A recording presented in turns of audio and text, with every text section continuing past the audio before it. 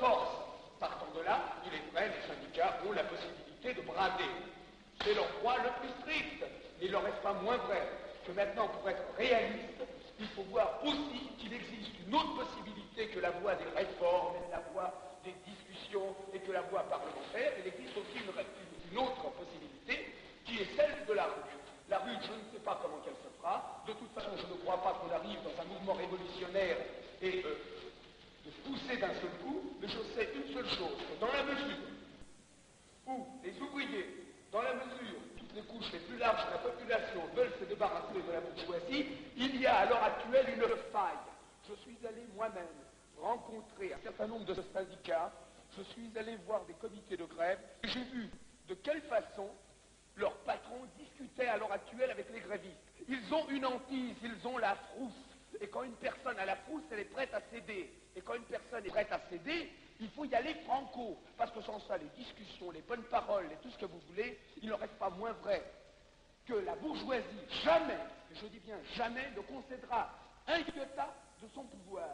Alors maintenant, reste à vous de décider. Êtes-vous pour la révolution? Si oui, comment la faire? Avec qui la faire? Quel est l'ennemi de classe? Dans quelle classe vous vous trouvez? Très bien. Si vous souhaitez des réformes, moi je me pose la question. Qu'est-ce que vous foutez avec moi? Moi je suis d'accord avec ton analyse de classe. Enfin, je suis d'accord pour une analyse de classe. Hein, mais je ne la fais pas comme toi. Premièrement, tu opposes les barricades aux réformistes. C'est beaucoup trop rapide.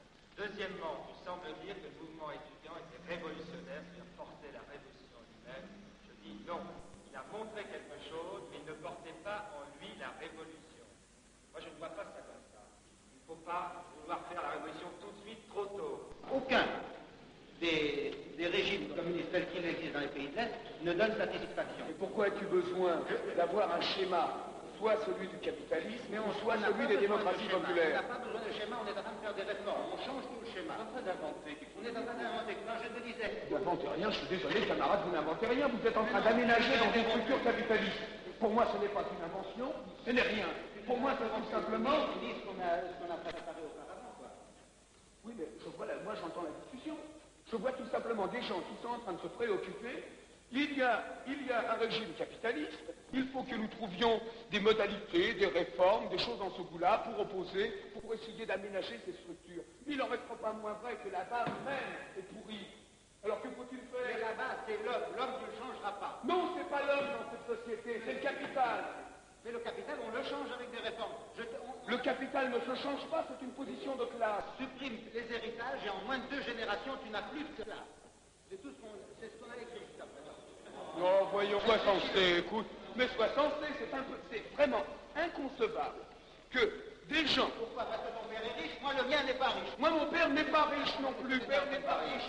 Mais il n'en reste pas moins vrai que je ne peux pas concevoir que l'on puisse transformer à partir d'une